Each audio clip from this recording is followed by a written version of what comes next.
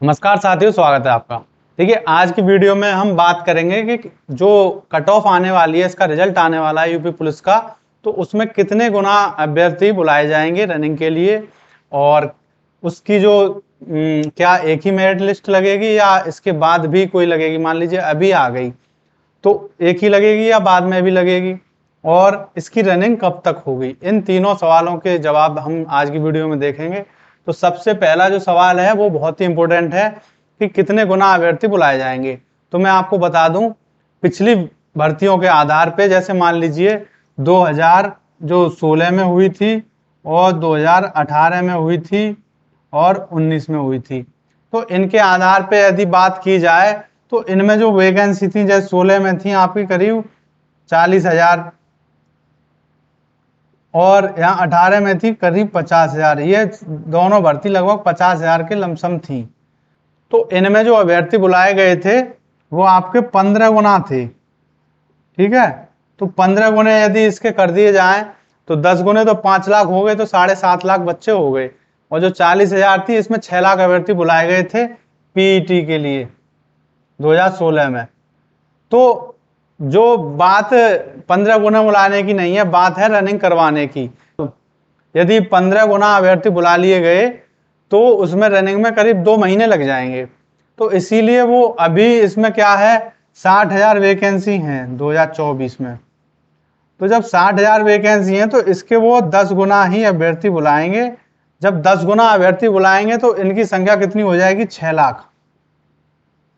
तो 6 लाख अभ्यर्थियों की रनिंग, इसमें उतना ही टाइम लगेगा जितना कि हमेशा लगता है, 1 महीना लग जाएगा पूरा। तो 6 लाख अभ्यर्थियों को पहले तो पीएसटी होगा, उसके बाद पीईटी होगा, रनिंग होगी, तो उसमें करीब 2 महीने का टाइम लग ही जाएगा। इसीलिए इसकी जो मेरिट लिस्ट आएगी उसमें 10 गुने अभ्यर्थी बुलाए जाएंगे, जितने भी पदों की संख्या है।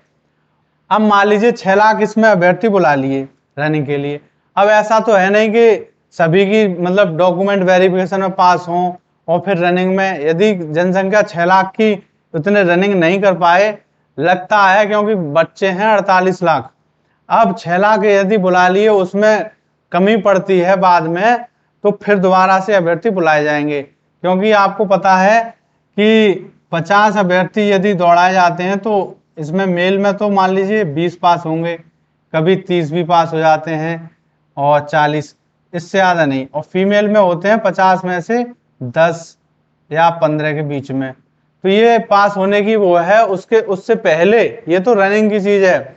ये जो मेरिट लगेगी इससे पहले डॉक्यूमेंट वेरिफिकेशन होगा। उसमें मान लीजिए 6 लाख बुलाए, उसमें यदि 2 लाख भी निकल गए कमी की वजह से, तो 4 लाख बचे। बहुत से हाइट वगैरह में निकल जाते हैं, सीने में निकल जाएंगे, वजन में निकल जाती हैं।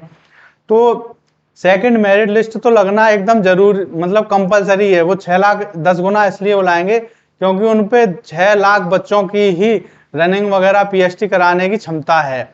जब इनकी हो जाएगी तब कमी बचेगी, मतलब इनकी सारी 6 लाख हो जाएगी, तब एक और 5 गुने अभ्यर्थी और बुला लिए जाएंगे। तो बुलाएंगे पूरे 15 गुना। लेकिन अभी जो मेरिट लिस्ट लगेगी आपकी, इसमें 10 गुना अभ्यर्थी बुलाए जाएंगे। और ये सेकंड मेरिट लिस्ट लगेगी, तो इसका जवाब भी हो गया आपका यस।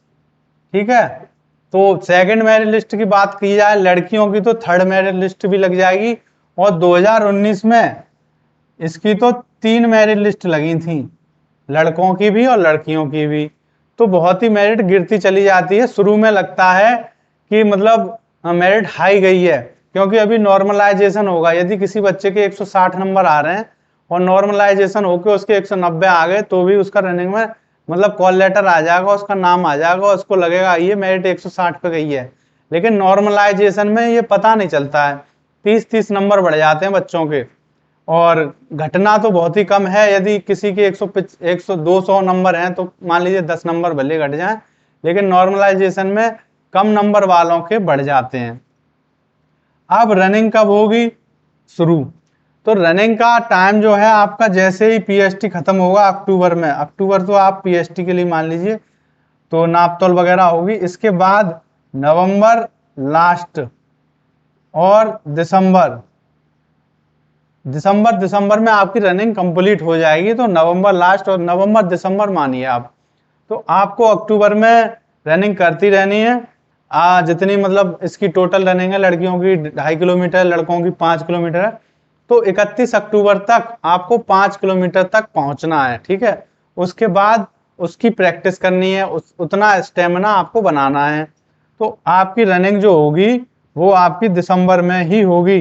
नवंबर में भले ही शुरू हो जाए, लेकिन जो रनिंग स्टार्ट होगी वो 1 दिसंबर से हो सकती है 100%। नवंबर में होने के चांस मात्र 20% है। यदि नवंबर में शुरू भी होगी तब भी वो लास्ट सप्ताह में भले शुरू हो। तो ये इन तीनों सवालों के जवाब हैं। तो इसमें सबसे बड़ा सवाल जो ये था कि कितने गुना अभ्यर्थी बुलाए जाएंगे, तो उसकी आपको पता चल गया होगा उसका कि 10 गुने अभ्यर्थियों की फिलहाल मेरिट लगेगी। उसके बाद ये नहीं है कि फिर मेरिट ही ना लगे, 5 गुने अभ्यर्थी और बुलाए जाएंगे, और यदि फिर भी कमी पड़ जाती है तो और अभ्यर्थी बुलाए जाएंगे, तीसरी मेरिट लिस्ट भी लगेगी।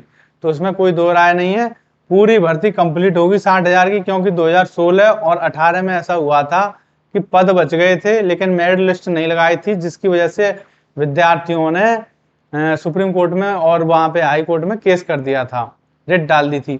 तो उसकी वजह से बची हुई पदों पर दोबारा मेरिट लगाई थी और उनकी रनिंग वगैरह हुई थी। तो अब इसीलिए भर्ती बोर्ड जब तक मेरिट लिस्ट लगाता रहता है जब तक कि वो पूरे पद ना भर जाएं। तो इसीलिए आप बिल्कुल निश्चिंत रहिए कि मेरिट लिस्ट 1 लगेगी या 2 लगेगी, 3 लगेगी। आप रनिंग करते रहिए, क्योंकि क्या पता कितने कम नंबर हैं उसका भी नंबर आ जाए।